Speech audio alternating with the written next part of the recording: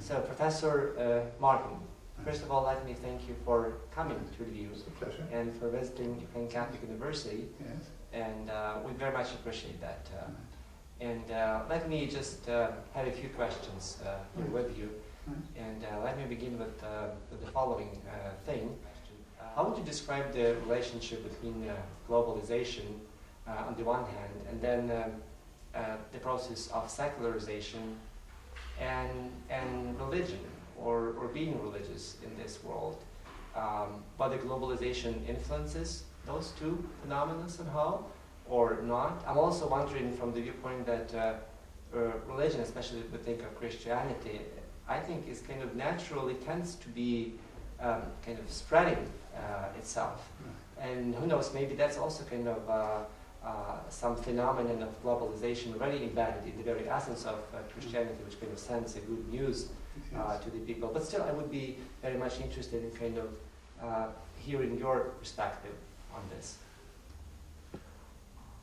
I think one aspect of this you've already mentioned, and that is that Christianity spread through the whole of the Roman Empire. Maybe the Roman Empire was its own global system, a kind of ecumene of its own.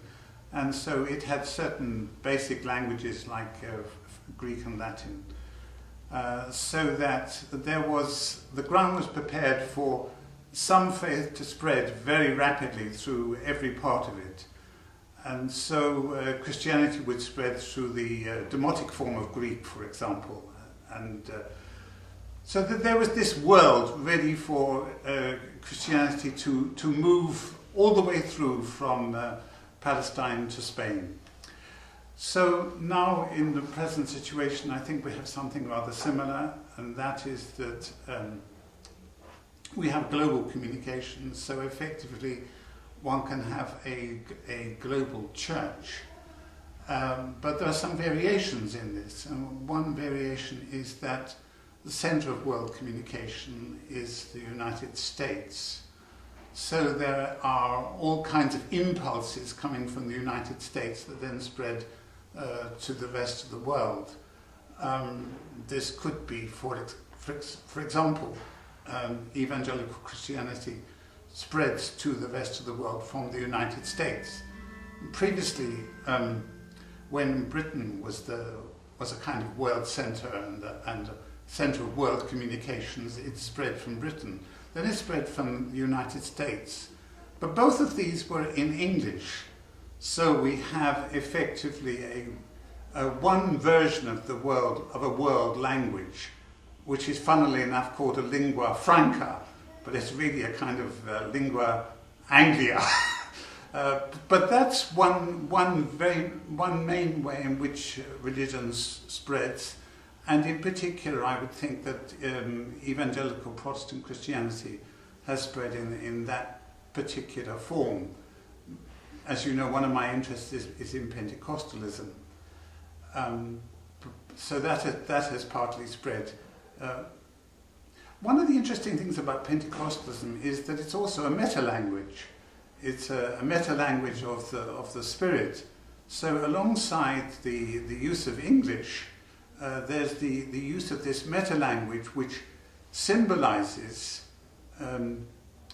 the capacity of religion to leap over the linguistic frontiers and create a common community. So maybe the first Pentecost was like this.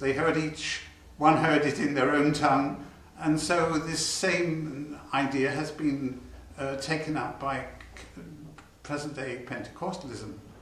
Now, another aspect of this is that there is a second world language, and that is Spanish, and that so one also finds Pentecostalism spreading in the world language number 2, which is Spanish, and that's where I started doing my research.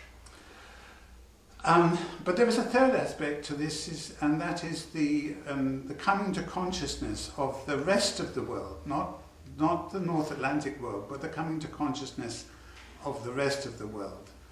And this coming to consciousness, this mobilization, is connected with world communication, because people can see what possibilities there are in the rest of the world. They can have new options. So new possibilities and new options arrive by way of new communications. So whatever the messages are, they might be evangelical Christianity, they might be Catholic Christianity, which is also spreading in the rest of the world, or they might be Islam. So there are all these possibilities now open, and people see that I could be something else. I could make a choice. So global communication is opening up new possibilities, new choices, and part of this is the shift of the centre of gravity of Christianity has shifted, whereas I think everybody knows this, whereas perhaps once it was somewhere around Rome and Paris, now technically it's in Burkina Faso, but that's a nonsense. But it is in it is in sub-Saharan Africa, it's in South America, and in various parts of the Pacific. Let me also ask you this.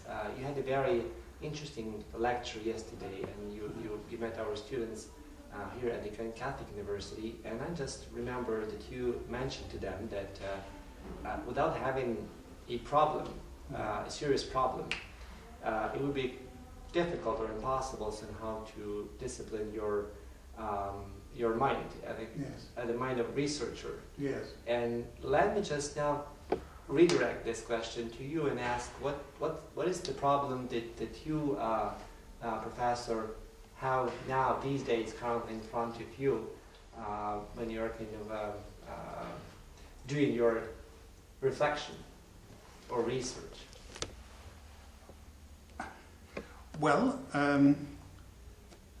the problem that came to me originally was that, as I mentioned yesterday, that my father was a street preacher, and he was confident that his kind of lay Christianity would really spread.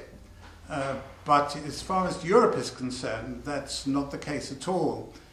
If I looked at my own family, if I go back to the grandparental generation, they were all preachers, and they were all Methodists, and they were all revivalists. Not one of them is a Methodist any longer. Not one of them is a fundamentalist. My sister's a Catholic, I'm an Episcopalian. I can trace the same process through all the other descendants.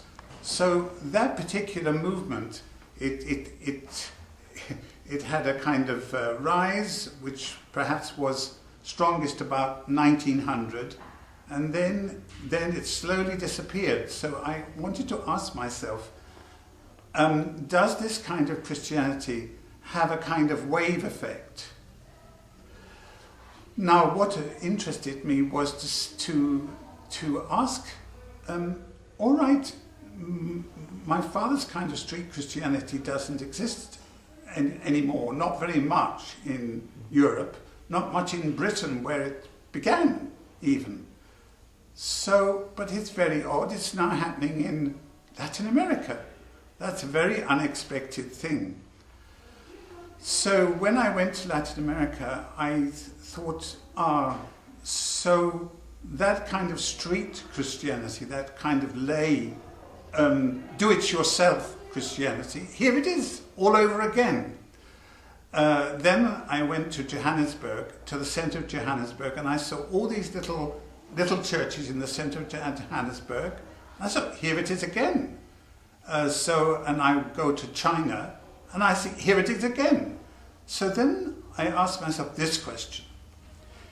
Is this wave effect going to happen again? Have I seen the beginning of the wave in other countries, and I've seen the trough of the wave in my own country?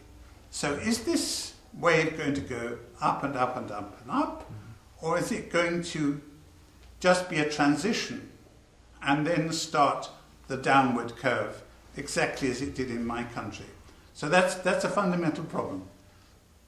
Let me ask you the final question, and it's more like UQ, UCU centered in Right. a way, because Yes, of course. because we have here a very young institution, Yes. as you probably know, with all pluses and minuses associated with Yes. having very young faculty and young management, and being in the process of establishing new programs, new degrees, Yes. and Yes. in the process of trying to identify the fields of research. And I'm wondering whether you would be willing to comment or say a few words on this from the viewpoint, if you would have a pleasure or a burden of trying to project or suggest into which direction or how to build the university academically wise from the viewpoint of program in this modern world, what would you think would be your kind of sense or suggestions as to what would be the directions or maybe the format that we might be willing to consider to establish or to build up here at this university in this particular part of the world? I spent my academic career at the London School of Economics, which is an international institution, but I'm also connected by choice with a small institution in a Catholic city. Actually, it's a mixed city. It's partly Catholic, partly Anglican, which is Liverpool. Now, so just as this is a sort of Catholic city, so Liverpool is almost a Catholic city, and it's got a university that's half Catholic, half Anglican. So this is facing the same kind of problems. First of all, it wants to look for some kind of distinctive character, and also a distinctive character that's not too expensive. So, it can't really compete in some kinds of physical sciences. It tries to have a really good, serious theological section. So it certainly needs to do that to give it some kind of heart, some kind of real motive force. So but then I think you have that anyway. That's something you've already done. I think another interesting aspect is to the fact that you live at a border is something you could capitalize on, because you are at a kind of cultural entrepot, you know what I mean, a meeting point, a meeting point of cultures. So you could utilize the fact that you are at this precise border, and that gives you certain opportunities to look in two ways. So I think I might, this is just a guess, I might be interested, might think it'd be worthwhile interested in bridging East-West, Asia-Europe connections, but above all, I think I would encourage international scholars to come. After all, I liked coming. I've enjoyed coming, and I think there are lots of people who would enjoy the challenge. Maybe they spent a lot of their lives in the great international institutions, but it's more fun, it's more challenging to start to come to something that's new. So you might be able to invite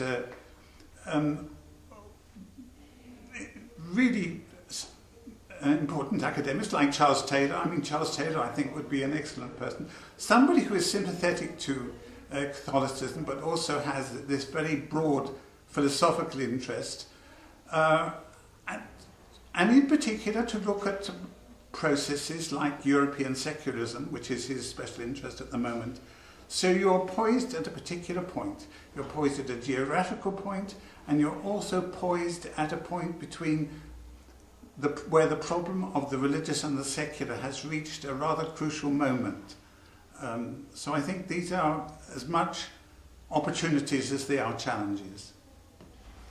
That was a really great pleasure, and I'm very much looking forward to our future cooperation. That would be very good. Thank you indeed.